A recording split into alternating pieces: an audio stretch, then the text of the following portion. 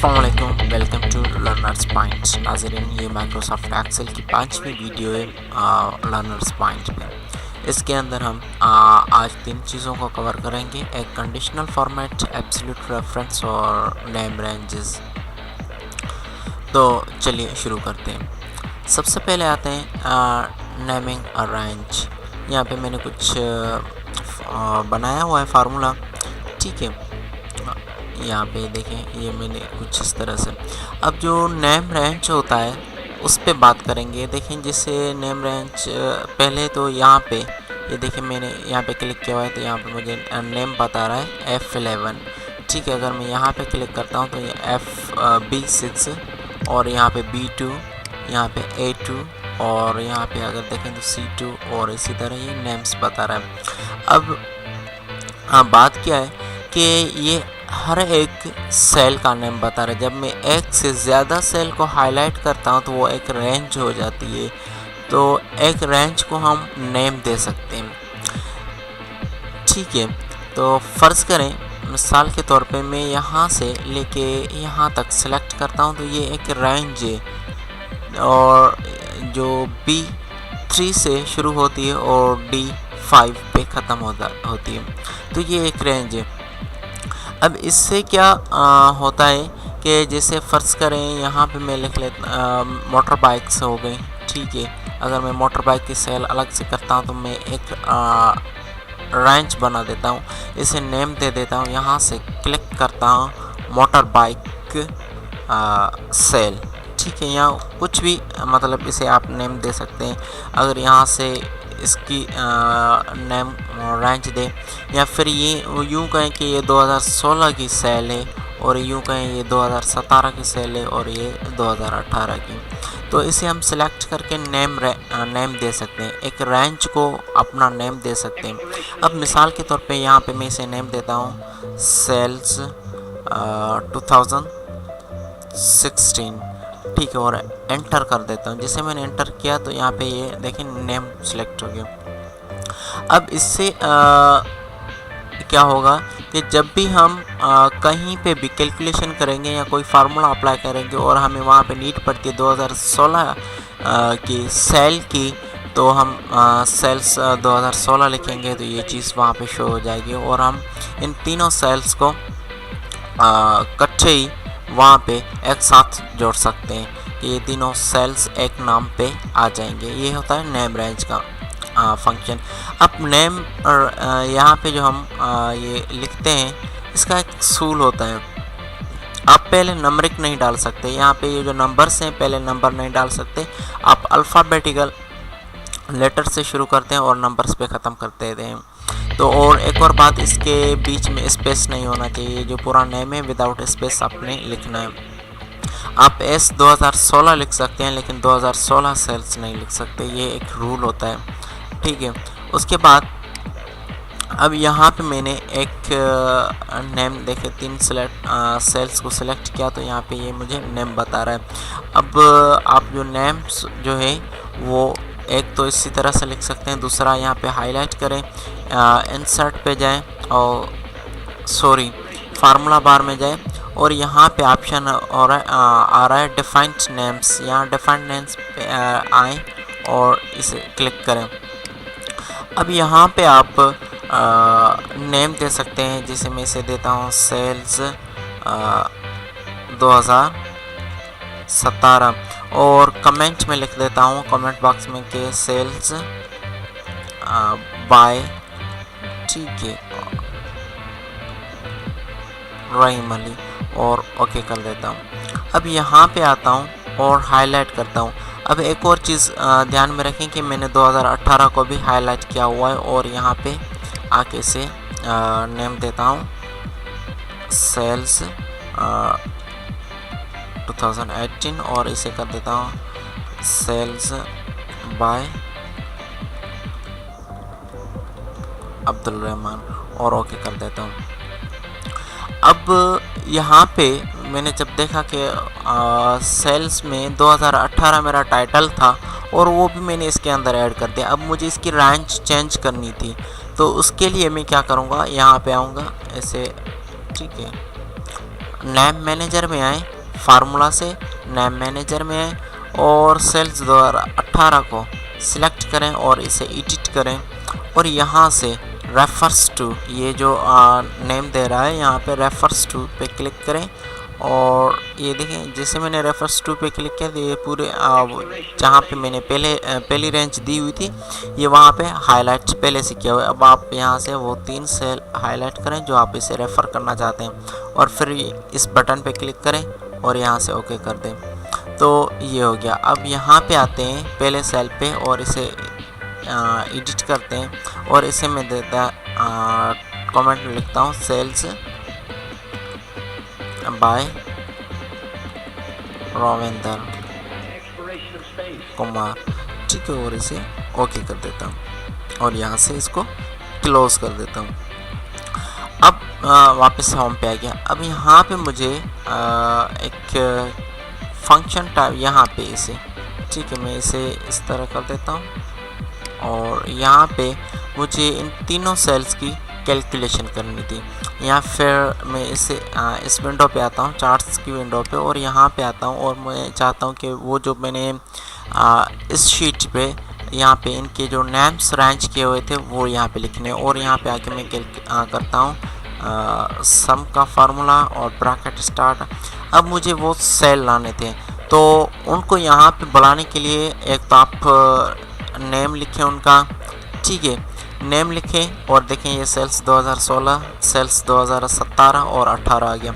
अब एक और चीज़ जो हमने कमेंट के बारे में लिखा हुआ था कि ये भाई फलां बंदे की सेल्स की हुई है, तो यहाँ पे ये देखें कमेंट शो हो रहा है, ये वाला है एरर, ठीक है, ये कमेंट हो गया। अब इस सेल को डबल क्लिक करें और यहाँ पे अब कामा डालें और उसके बाद आपने दूसरे बंदे की सेल यहाँ पे लानी है और उसके लिए आपको उसका नेम पता नहीं क्या मैंने वो किसके नेम से वो सेल बनाई हुई थी, तो आप F3 कीबोर्ड से F3 जैसे टाइप करेंगे, देखें मैंने F3 हिट किया, यहाँ पे ये सेल आ गया और सेल को सिलेक्ट किया, ओके किया, यहाँ पे ये इस तरह से। और तीसरा आप फिर से नेम लिखें और इसे डबल क्लिक करें, ब्रैकेट क्लोज और एंटर कर दें। अब ये जो कैलकुलेशन है यहाँ पे 45,775 ये कैलकुलेशन इनकी है। यहाँ पे देखें जैसे मैं यहाँ पे सम कर देता हूँ और ब्रैकेट और इसे हाईलाइट करता हूँ इन तीनों सेल्स को और ब्रैकेट एंटर कर देता हूँ, ये देखिए 45,775। अब चार्ट्स वाले में यहाँ पे जो मैंने कैलकुलेशन की थी यहाँ पे भी वही चीज़ आ रही है, ये देखें ये वाली। अब वापस आता हूँ इस सेल पे और मैं इस 75 को मैं 25 और जोड़ के इसे कर देता हूँ 100 पूरा, एंटर कर देता हूँ। अब यहाँ पे देखें 45,800 हो गए। तो अब चार्ट्स पे चलते हैं, वहाँ पे देखते हैं क्या हो गया, यहाँ पे भी 45,800 हो गए। तो ये नेम रेंजेस तो इस तरह से काम होता है कि आप इनको ऐसे जोड़ सकते हैं और कहीं पे भी इनका यूज़ कर सकते हैं। एक और बात, यहाँ पे मैं एक सिलेक्ट करता हूँ इनको, ये एक हिंट है जो आपको मैं बता रहा हूँ, ये काम आएगी आपको ट्रिक। और यहाँ से मैं एक इनको सिलेक्ट किया मैंने और यहाँ से मैं कॉलम चार्ट बना देता हूँ एक, ठीक है। अब देखें चार्ट पे मैंने जैसे चार्ट बनाया तो यहाँ पे एक चीज़ ज़ेर गौर है, सीरीज़ 1, सीरीज़ 2, सीरीज़ 3 और यहाँ पे सेल्स बता रहा है। ये जो सेल्स है वो दरअसल मैंने यहाँ पे इनको टाइटल दिया हुआ है और 2016, 2017, 2018 ये मेरे टाइटल हैं जो मैंने इनको दिए हुए थे। अब इसे ये समझ में नहीं आ रहा है कि ये हो क्या रहा है मेरे साथ। यहाँ पे टाइटल्स कौन सा है और कौन सा नंबर है, अब ये डिफाइन नहीं कर पा रहा, तो इसको बताना पड़ेगा कि भाई ये जो 2018 मैंने लिखा हुआ है यहाँ पे 2017 और 2016 ये मेरे नंबर नहीं है, इनको आपने सेल के तौर पे जोड़ना नहीं है, ये मेरे टाइटल्स हैं। तो आप इनको मुझे ये दिखाएं कि 2016 की सेल ये।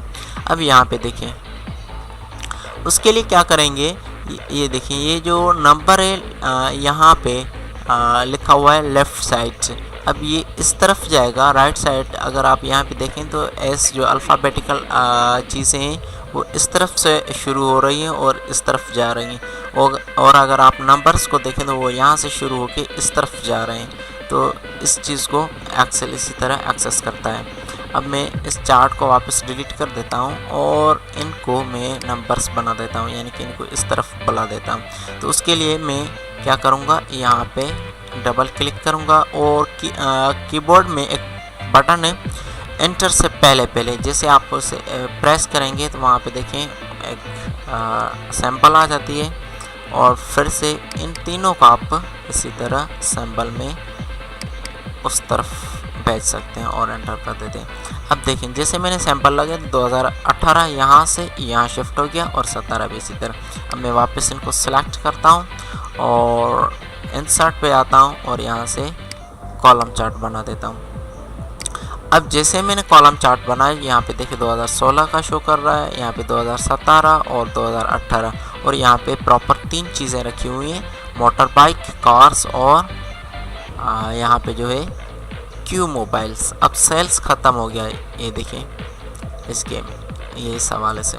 अब इसे पता चल गया कि ये मेरे नंबर नहीं है, ये मेरे टाइटल्स हैं जो यहाँ पे इसने शो किए हुए हैं। ये चीज़ होती है, इसको ध्यान में रख के कीजिएगा, काम आएगी आगे चल के आपको।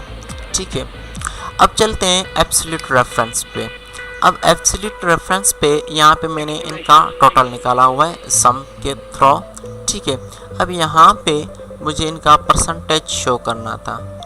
ठीक है, इधर मैं इसका परसेंटेज निकालना चाहता हूँ, तो परसेंटेज के लिए मैं यहाँ पे क्या करता हूँ, एक फार्मूला टाइप करता हूँ और उसको यहाँ से, ठीक है सॉरी, इसे पकड़ता हूँ और इसे डिवाइड करता हूँ टोटल के साथ और फिर एंटर कर देता हूँ। तो यह मेरा ये चीज़ इस तरह से हो गया। अब मैं क्या करता हूँ, यहाँ पे फिल हैंडल करता हूँ। हमने, आपको याद होगा कि हमने पहले पिछली विंडोज़ में और वीडियोज़ में फिल हैंडल का फंक्शन सीखा था, तो मैं इसे फिल हैंडल कर देता हूँ और ओके कर देता हूँ। अब आप यहाँ पे देखें ये बता रहा है div /0, ये डिवाइड कर रहा है 0 के साथ। अब यहाँ पे क्या मसला हो गया कि ये एक तो पहले वाला जो है वो इसने ठीक तरह से परसेंटेज निकाली हुई है, और यहाँ पे देखें ये ठीक से नहीं बता रहा। अब देखते हैं कि इसके साथ मसाला क्या हो गया।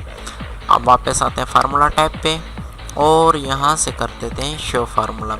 तो शो फार्मूला जैसे मैंने किया तो यहाँ पे देखें ये एक चीज़ बता रहा है B2 और यहाँ से डिवाइडेड बाय B5। ये जो ब्लू कलर के यहाँ पे ये देखें B2 है, और ये जो ब्राउन कलर है B5 है। ये रो भी इसने उसी कलर में सिलेक्ट की हुई है। अब यहाँ पे इसने प्रॉपर सिलेक्शन है जो हमने दी।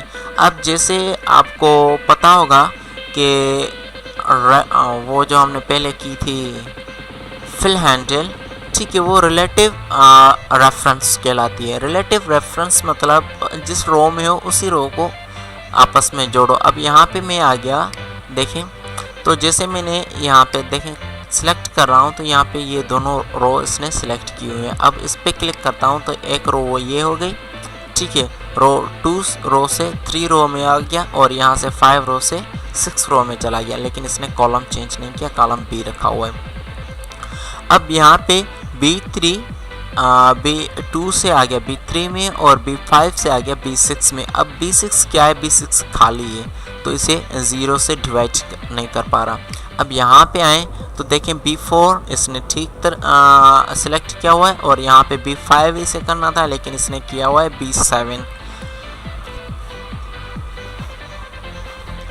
B7 जो है खाली। और अब यहाँ पे देखें B5 को इसने सिलेक्ट किया हुआ है और इसे आगे से डिवाइडेड कर रहा है B8 से, जो B8 थी खाली। अब हमने क्या करना है, वो जो रिलेटिव रेफरेंस है वो वहाँ पे रो चेंज करता जाता है। अब हमें एब्सोल्यूट रेफरेंस इसे बनाना है, यानी कि इसको बताना है कि भाई यहाँ पे जो आपने B2 से B3 करो, लेकिन B5 को चेंज मत करो, B5 रखो।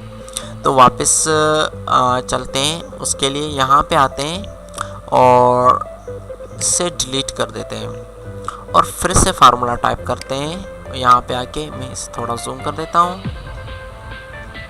अब यहाँ से मैं फार्मूला टाइप कर रहा हूँ, इससे डिवाइड करता हूँ इसके साथ, इसे डिवाइड करता हूँ इसके साथ। तो यहाँ पे ये देखें ये चीज़ ठीक हो गई। अब इंटर करूँगा तो यहाँ पे काम करेगा। अब मुझे इसको एब्सोल्यूट बनाना था, तो एब्सोल्यूट के लिए आप अपने कीबोर्ड से F4 प्रेस करेंगे तो इनके दोनों साइड से डॉलर साइन आ जाएंगे। ठीक है, यहाँ पे देखें डॉलर साइन। अब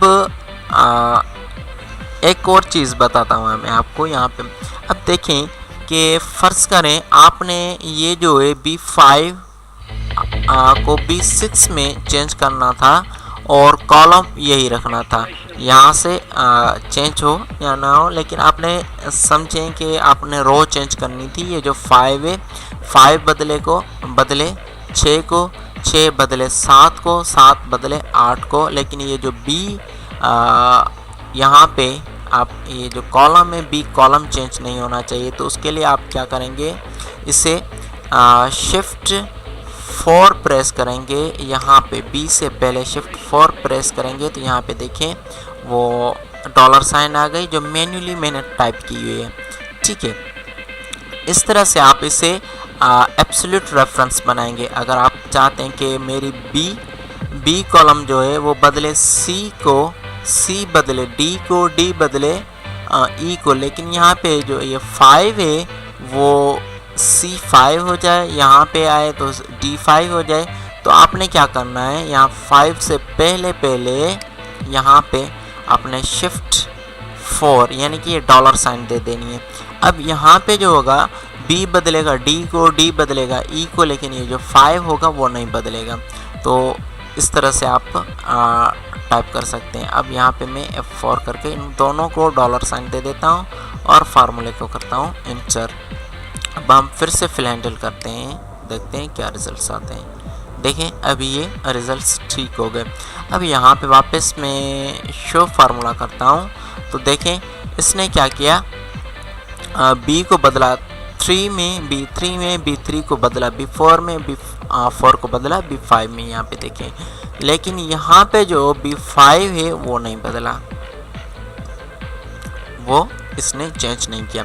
तो ये होता है एब्सोल्यूट रेफरेंस। एक और चीज़ यहाँ पे मैंने बोला था कि मुझे इनका परसेंटेज निकालना है। यहाँ पे ये डेसिमल फ्रैक्शंस में नंबर्स को शो कर रहा है, तो उसके लिए यहाँ से आप परसेंटेज पे सेलेक्ट करें, ये आपका परसेंटेज बन जाएगा। ये होता है परसेंटेज। अब यहाँ पे आते हैं कंडीशनल फॉर्मेटिंग।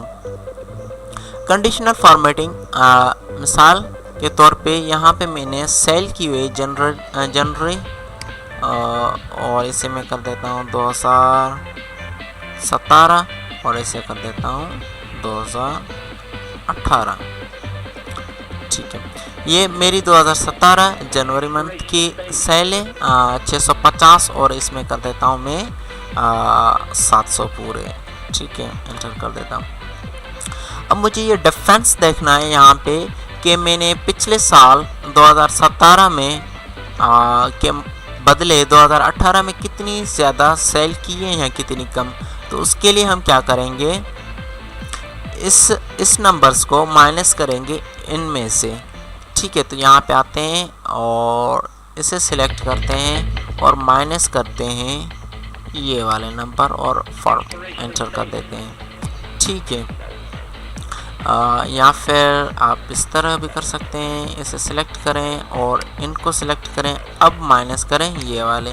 तो आपकी जो करंट सेल है उस सेल में से ये पिछले साल की सेल को माइनस करेगा और जितने नंबर बचेंगे वो आपके प्रॉफिट यानी कि डिफरेंस होगा इस साल का। अब आप इसे फिल हैंडल कर दें। ठीक है, तो यहाँ पे देखें मुझे 50 इस यानी कि 2018 में यहाँ पे मैंने 50% या जो कुछ भी आप इनको समझें या 50 आइटम समझें, परसेंट समझें या रुपए समझें, तो मैंने यहाँ पे सेल ज़्यादा की है, यहाँ पे 25 और यहाँ पे 15% मैंने कम सेल की हुई है और यहाँ पे 5% और यहाँ पे मैं 15% प्रॉफिट में गया। अब मुझे ये देखना था नंबर्स के, यानी कि मैं यहाँ पे एक आइकॉन्स के सूरत में देखना चाहता था कि मुझे ये किस तरह शो होना चाहिए। इनको मैं एक डिज़ाइन में कर सकता हूँ। उसके लिए क्या करूँगा, यहाँ इनको हाईलाइट करूँगा और कंडीशनल फॉर्मेटिंग में जाऊँगा और यहाँ से हाईलाइट सेल्स रूल पे जाऊँगा और यहाँ पे ग्रेटर देन, ठीक है, इसे क्लिक करूँगा। अब यहाँ पे आके मैं इसे करूँगा ग्रीन कलर, ठीक है, और इसे ओके कर देता हूँ। अब मेरे ये ग्रीन कलर हो गए। अब फिर से इसे सिलेक्ट करता हूँ और कंडीशनल फॉर्मेटिंग, अब यहाँ पे आता हूँ और ये जो है लेस देन, ठीक है, कम वाले नंबर, और इनको मैं ओके कर देता हूँ, ठीक है। यहाँ पे देखें, अगर आप इनको क्लियर करना चाहते हैं तो यहाँ पे आएँ और कंडीशनल फॉर्मेटिंग, क्लियर रूल्स पे जाएं और clear rules from selected cells और clear rules from entire sheet. तो आप जो करें वो आपको अच्छा जो अच्छा लगे वो आप करें। और फिर यहाँ पे आते हैं कंडीशनल फॉर्मेटिंग। यहाँ पे आप डाटा बार सिलेक्ट कर सकते हैं, ये आप हाईलाइट करेंगे आपको बताएगा, ठीक है। ये देखें, ठीक, इस तरह से ये अच्छा है। अब यहाँ पे देखें, अगर मैं नंबर चेंज करता हूँ, इसको कर देता हूँ 750, तो यहाँ पे देखें सॉरी, ठीक है, इसे एंटर कर देता हूँ। तो ये देखें, ये माइनस में मुझे बता रहा है कि यहाँ पे आपकी सेल माइनस में जा रही है। अगर इसे मैं फिर से 600 कर देता हूँ, एंटर कर देता हूँ, तो यहाँ पे देखें ये मेरी सेल प्लस में जा रही है। अब यहाँ पे एक और बात, जितना बड़ा नंबर होगा उसकी ये जो बार है उतनी बड़ी बताएगा कि आपने इतना प्रॉफिट किया हुआ है यहाँ। उसके बाद मैं इसे क्लियर करता हूँ और ठीक है, वापस आता हूँ और यहाँ पे मैं जाता हूँ आइकॉन सेट पे। आप ये वाला आइकॉन भी लगा सकते हैं, ठीक है। यहाँ पे देखिए, इस तरह से ये आपको आइकॉन्स बताते हैं। तो ये जो स्टॉक एक्सचेंज मार्केट्स होते हैं, यहाँ पे आप नंबर्स लगा सकते हैं, ये फ्लैग्स की सूरत में देख सकते हैं, ठीक है। स्टार, ये इस तरह की बार देख सकते हैं यहाँ पे, ये ठीक है। ये कुछ डेमो दे रहा है तो आप देख सकते हैं, ठीक है। ये नंबर, ठीक है, डायरेक्शनल शेप्स हैं, इंडिकेटर्स हैं और यहाँ पर रेटिंग्स हैं, ठीक है। जो आप सिलेक्ट करें, आपको अच्छा लगे सिलेक्ट करें, ये ठीक है। और इस तरह